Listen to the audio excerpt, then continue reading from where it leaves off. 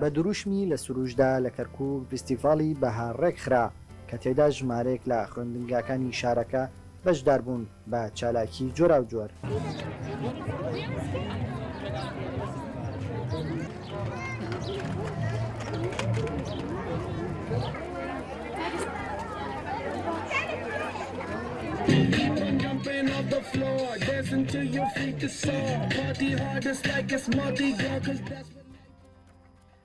بەشێک لە فستیڤاڵەکە تەرخانکرا بوو بۆ نمایشکردنی کارە هونەری و زانستیەکانی خوێندکاران.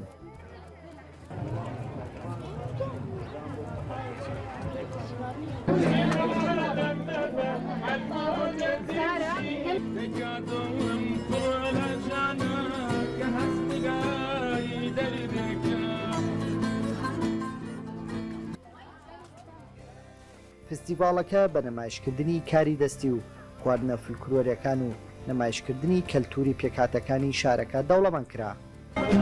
ئەم فستیڤاڵە بەهاریە زۆر خۆش بوو، کەسان هاتوونە زۆر دڵخۆشن لێرە، زۆر شتانی خۆشە بینن، شایی کوردی، ناخواردنی کوردی، فولکلۆری، زۆر شتی جوانتر خواردنیان هێناوە لێرە ئەیفرۆشن بە نرخێکی گونجاو، ئەو نرخەش ئەڕوا بۆ یعنی چۆنەڵی بۆ خێرخوازان بە مەبەستی ئەوە بۆ نەخۆشانی ژێر پەنجە. کە کۆمەڵێک خوێندکاران بەشدار بوون لەم فستیڤاڵە هەستان بە پەخشکردنی چەندین بۆ نمونە کارەمایی مختبەرات بێ هی فیزیا هی کیمیا یاخود هی بابەتەکانی کە بابەتی ئینگلیزی چەندین گۆرانیان وت و شانۆگەریان پێشکەش کرد دەستخۆشییان لێکەم. ئێستا بەهارە و ئیتر کەرکووکیش هەستا بەکردنەوەی فستیڤاڵی ڕەنگاوڕەنگ لە هەموو بڵین کولتورەکان بەشدارن لەگەڵمان، هەرچی عەرەب و کورد و تورکمانە بەیەکگرت و هاوکاریەکمان کرد و توانیمان پێشەنگایەکی وا جوان بکەینەوە.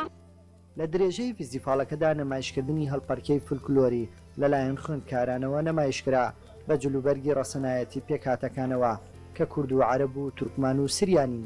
ئەوەکو کتە خوێندکارێکی ئامادەی کوێستانی کچان لێرە ئامادە بووین بە نمایشێکی هەڵپەرکەی کوردەواری، بە نمایشێکی هەڵپەرکەی کوردەواری ئەم فستیڤاڵێکی بەهارەیە و چەند نمایشێکی لەخۆ گرتبوو وەکو وێنە کێشان و خواردنی کوردەواری و هەڵپەرکە و کورد و مەسیح و تورکمان هەمومان ئێمە بەیەکەوە لە کەرکووک ئاژین. بەڵکو ئامادەی کوێستان خۆشحاڵ بوون بەشداریمان لە فستیڤاڵە کرد. فستیڤاڵەکە پێکهاتە بوو لە وێنە کێشان و شتی فۆلکلۆری و هەڵپەرکیە.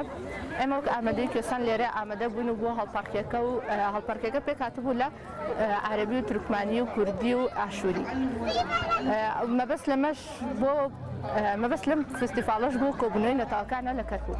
توانیمان بەشدار بین لەم فستیڤاڵی نەورۆزە و ئێمە بە هەڵپەرکەی کوردی و بەکاری فۆلکلۆری کوردی بەشداریمان کرد و لەگەڵ ئێمە چەند هەڵپەرکەیەکی تر کرا کە ئاشووری و تورکمانی و عەرەبی تێدا بوو و ئەم مەبەست لەم جۆرە فستیڤاڵەش بۆ پێکەوەبەستنی نەتەوەکانەوە.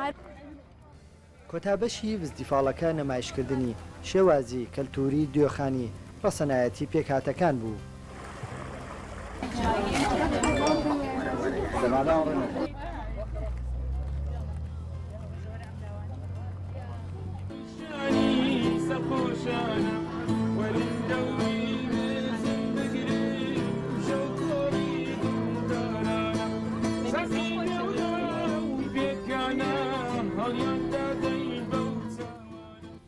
ئەمەش لە فستیڤاڵە بەهاریە لە کەرکووک جگە لە پاراستنی برایەتی و کەلتوری ڕەسەنایەتی شارەکە فرۆشتنی کاری دەستی خوێندکاران بوو کە داهاتەکەی بۆ نەخۆشخانەی شێرپەنجەی شارەکە تەرخانکراوە وەک کارێکی خێرخوازی.